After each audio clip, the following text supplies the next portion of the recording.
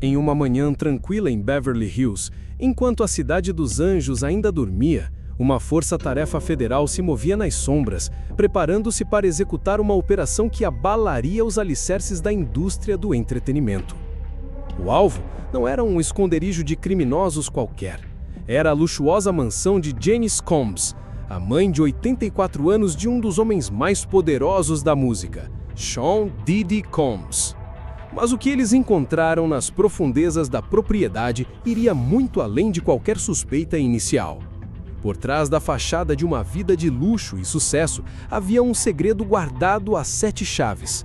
Não eram drogas, não eram armas, era um bunker subterrâneo, protegido por uma impenetrável porta de aço com trava biométrica. E o que estava lá dentro fez até mesmo os agentes mais experientes do FBI pararem por um instante, forçados a recalibrar tudo o que pensavam saber. Esta descoberta chocante não é o fim da história, é apenas o começo. Neste vídeo, vamos conectar os pontos que a mídia tradicional deixou passar, revelando como a lenda de Diddy pode ter sido a fachada perfeita para o império secreto. A pergunta que paira no ar é aterrorizante. Ele agiu sozinho? Para entender a profundidade do abismo, primeiro precisamos lembrar a altura do pedestal. Sean Combs não era apenas um rapper. Ele era a personificação do sonho americano. Nascido no Harlem, ele transformou uma oportunidade de estágio na Uptown Records em um império que redefiniria a música e a cultura para sempre. Em 1993, ele fundou a Bad Boy Records, e o resto, como dizem, é história. Ele não apenas descobriu, mas moldou lendas. Foi sob sua asa que The Notorious B.I.G. se tornou um dos maiores rappers de todos os tempos. E artistas como Mary J. Blige e Usher encontraram o caminho para o estrelato global. Seus hinos dos anos 90 e 2000 não eram apenas músicas, eram a trilha sonora de uma geração. Mas a visão de Diddy era muito maior que a música. Ele era um mestre em transformar sua imagem em capital. A marca de roupas Sean John não apenas vestiu as ruas, mas também desfilou nas passarelas da alta moda, rendendo-lhe o prestigioso prêmio de designer de moda masculina do ano. Depois veio a Ciroc Vodka, uma parceria que o transformou de um músico rico em um magnata com um patrimônio líquido que rivalizava com os titãs de Wall Street. Capas de revistas como Forbes e Fortune o celebravam não como Puff Daddy, mas como Sean Combs, o gênio dos negócios. Publicamente, ele cultivava a imagem de um pai de família dedicado, frequentemente visto com seus 6 filhos e um filantropo generoso, apoiando causas educacionais e comunitárias. Para o mundo, Diddy era a prova de que era possível vir do nada e conquistar tudo. Ele era um farol de sucesso, poder e, ironicamente, de esperança. Contudo, por trás dos ternos impecáveis e dos sorrisos calculados para as câmeras, sussurros dos sombrios o seguiram por décadas. Sussurros sobre festas que iam além do luxo, sobre um controle férreo sobre seus artistas e sobre um lado de sua personalidade que o público raramente via. Eram histórias que, até agora, eram fáceis de ignorar, ofuscadas pelo brilho de seu sucesso avassalador.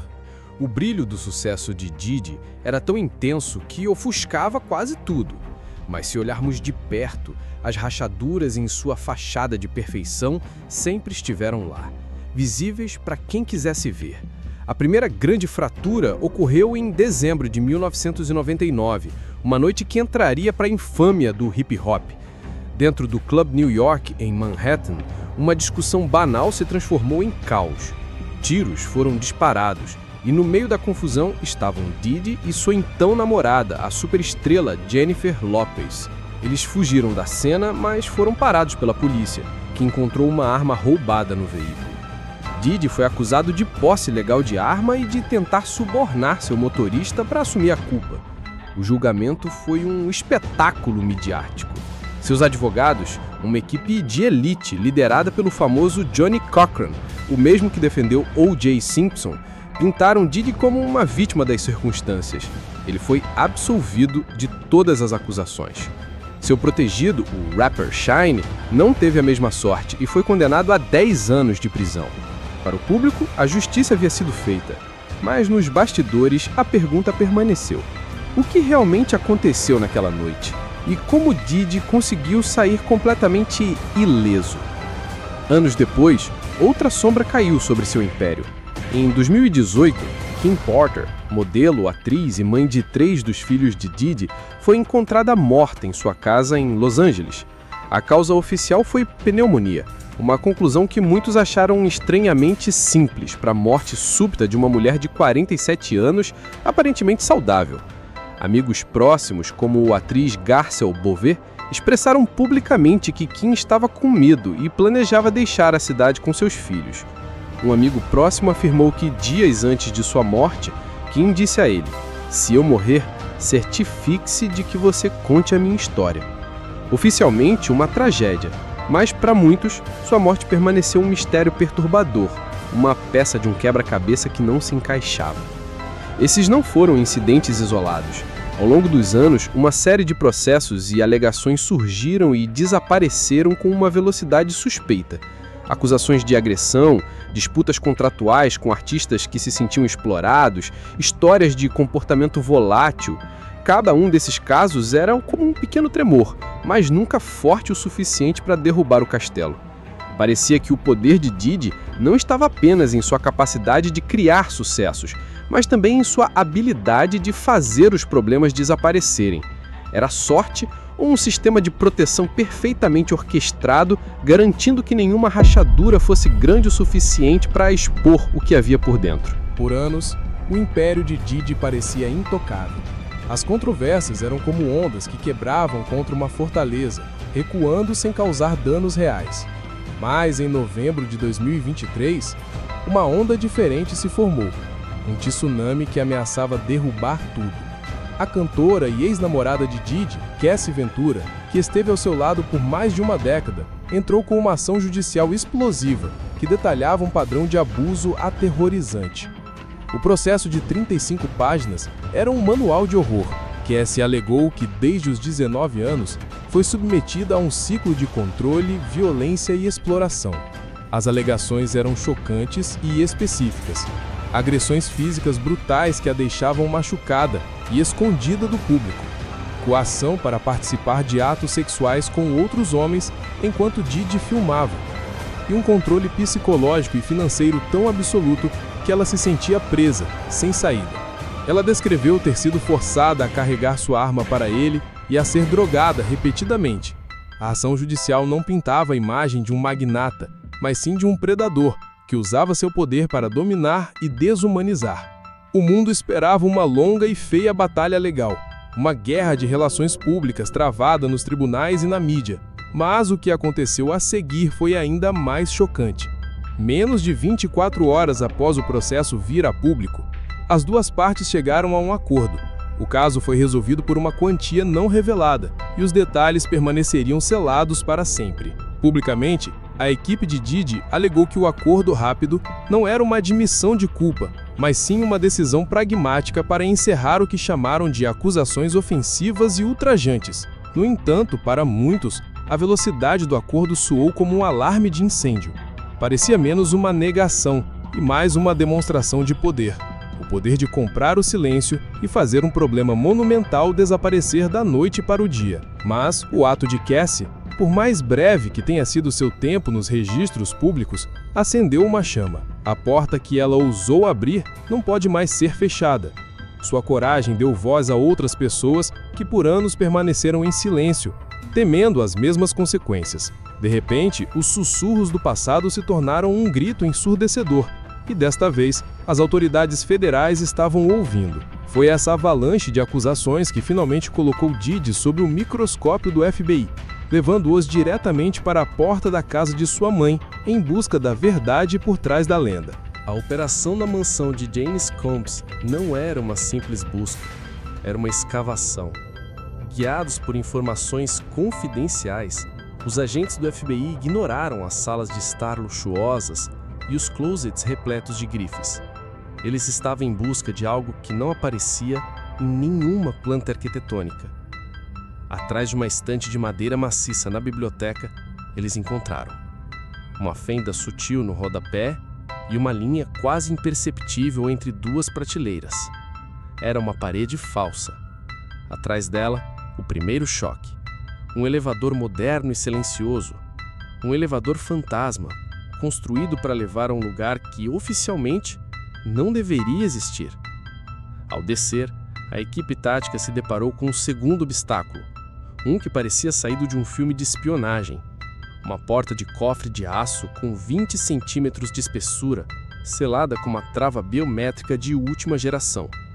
Após horas de trabalho, os especialistas finalmente conseguiram abrir a porta. Mas a identidade por trás da impressão digital que a destrancava permanece um dos segredos mais bem guardados da investigação. Não pertencia a Didi, nem a nenhum membro conhecido de sua família. Então, quem mais tinha as chaves do reino? Quando a porta pesada finalmente se abriu, luzes automáticas piscaram, revelando um ambiente frio e meticulosamente organizado. Era um bunker, dividido em 3 zonas. A primeira era uma área de armazenamento de documentos, com prateleiras de aço repletas de pastas e caixas. A segunda abrigava uma estação de trabalho digital de alta tecnologia, com múltiplos servidores e equipamentos de vigilância. E a terceira continha uma série de cofres de segurança, cada um exigindo um código diferente. O que eles encontraram lá dentro começou a pintar um quadro verdadeiramente perturbador. Na seção de documentos, havia uma pasta grossa, com quase 400 páginas, contendo o que parecia ser um catálogo de jovens talentos. Nomes, fotos, informações pessoais e, em alguns casos, notas perturbadoras. Cerca de 70 jovens artistas, alguns com apenas 12 anos, estavam listados. Um investigador federal, num relatório vazado, descreveu a sensação de horror. Não era um arquivo de talentos, era um menu. Parecia que alguém estava escolhendo produtos de uma prateleira. Os equipamentos digitais eram ainda mais alarmantes. Inúmeros discos rígidos e pendrives, todos protegidos com criptografia de nível militar. Um tipo de segurança projetado para resistir até mesmo às tentativas de quebra do governo. Um desses pendrives, encontrado separado dos outros, estava rotulado à mão com uma única e arrepiante palavra: pânico.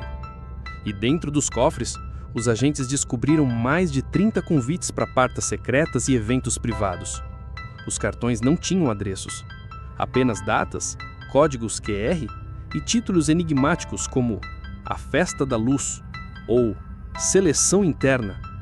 Alguns desses convites continham o logotipo da Hope Star, uma fundação supostamente de caridade ligada a Didi, revelando uma conexão direta entre sua filantropia pública e suas atividades privadas.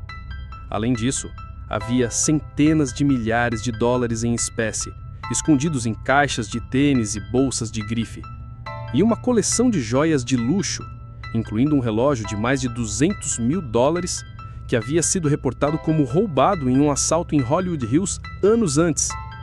O que começou com uma investigação de tráfico se transformou em algo muito maior.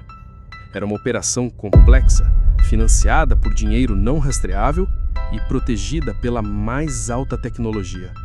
O bunker não era um simples esconderijo. Era o centro nevrálgico de um império secreto. E cada documento, cada disco rígido, era um fio que levava a mais perguntas e a mais pessoas.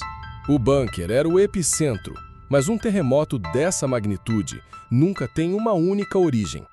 Cada documento e cada disco rígido encontrado naquela sala subterrânea era um fio, e os agentes do FBI começaram a puxá-los, revelando uma teia de conexões que se estendia muito além de Sean Combs. A primeira e mais óbvia figura na teia era a própria dona da mansão, sua mãe, Janice Combs. Aos 84 anos, com uma imagem pública de matriarca orgulhosa e elegante, ela parecia a fachada perfeita. A pergunta que os investigadores agora se fazem é inevitável. Seria ela uma cúmplice inocente, usada como um escudo de credibilidade, ou uma participante ativa, ciente de tudo o que acontecia sob seu teto. Seu silêncio digno, antes visto como o de uma mãe protetora, agora assume um tom muito mais sinistro. O próximo na linha de fogo é seu filho mais velho, Justin Combs. Fontes da investigação revelaram que, poucas horas após a batida do FBI, Justin fez uma ligação frenética para o advogado da família. Mais suspeito ainda, um ex-funcionário da empresa de mídia de Didi alegou que, na mesma manhã, Justin excluiu completamente todo o conteúdo de seu armazenamento pessoal na nuvem. A ação foi descrita por especialistas como algo que você só faz quando sabe que está prestes a ser investigado. Ele estava protegendo o pai ou apagando seus próprios rastros? A lista de pessoas de interesse se expande para incluir nomes familiares no mundo do entretenimento. Figuras como Usher, que cresceu na indústria sob a tutela de Didi, e o cantor Ray J, um frequentador assíduo de suas festas extravagantes, agora estão sob escrutínio. Fontes indicam que seus nomes apareceram em listas de convidados para alguns dos eventos mais privados. Eram eles apenas convidados, participantes de uma cultura de excessos ou, como alguns especulam, também vítimas de um sistema de controle? A reação do público foi rápida. Usher, por exemplo, silenciosamente deixou de seguir Didi em todas as redes sociais, um pequeno ato digital com um significado imenso. Mas talvez a figura mais crucial a emergir seja um homem conhecido apenas por seu codonome Red Echo. Um ex-guarda-corpos que trabalhou para Didi por quase 7 anos e que, segundo fontes, Usher agora está sob proteção federal de testemunhas. Seu testemunho inicial, vazado para a imprensa, é explosivo. Ele descreve a mansão não como um lar, mas como um ponto de entrega, um esconderijo para pessoas e pacotes que não podiam ver a luz do dia. Ele alega ter visionado a chegada de veículos com vidros escuros de madrugada, trazendo convidados que nunca eram anunciados publicamente. O testemunho de Red Echo pode ser a chave que abre todas as outras portas, conectando a fachada glamurosa de Didi a uma realidade muito mais sombria e organizada. O que torna este caso tão assustador não são apenas as descobertas isoladas, mas a forma como cada peça se encaixa, revelando um sistema meticulosamente projetado. A investigação do FBI não está mais tratando isso como uma série de crimes individuais, mas como uma operação hierárquica e estrategicamente ocultada, semelhante a uma máfia moderna, camuflada sob o disfarce do entretenimento e do desenvolvimento de talentos. Tudo começa com as festas. Em Hollywood, festas são comuns, mas os eventos descritos nos documentos apreendidos eram diferentes. Eram encontros privados, não realizados em locais convencionais e acessíveis apenas a membros de um círculo íntimo. Cada festa tinha seu próprio código alfanumérico, impresso em convites, que correspondiam a arquivos digitais detalhados, contendo listas de convidados, logística de transporte e até avaliações de risco caso o evento fosse exposto. Era um sistema de compartimentalização, onde cada participante só tinha acesso às informações estritamente necessárias. A espinha dorsal da operação, segundo os investigadores, era um modelo de recrutamento que explorava o sonho. A frente principal era a fundação sem fins lucrativos, Tanya R. Foundation. Publicamente, era uma incubadora para jovens artistas de comunidades minoritárias. Na prática, segundo as suspeitas, era um funil. Jovens talentos eram atraídos com a promessa de contratos, financiamento e uma carreira de sucesso. A fundação e outras entidades semelhantes eram financiadas por transações estrangeiras anônimas, muitas ligadas a paraísos fiscais, com pagamentos oficialmente rotulados como apoio a programas internacionais de artes. Uma vez dentro do sistema, a oportunidade se transformava em armadilha. A dependência financeira era a primeira corrente. Com suas carreiras e finanças amarradas a Didi e sua rede, muitos jovens se viam em uma posição onde falar significaria o fim de seus sonhos. O silêncio não era uma escolha, era uma condição para a sobrevivência na indústria. Esse sistema era protegido por um escudo quase impenetrável, a própria fama de Diddy. Por décadas, ele foi um símbolo de sucesso. Qualquer um que ousasse falar era facilmente desacreditado, rotulado como invejoso, instável ou em busca de dinheiro.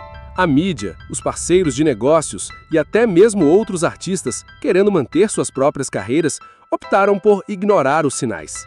O silêncio tornou-se a moeda do reino, e todos no círculo de Diddy sabiam que precisavam pagar para jogar.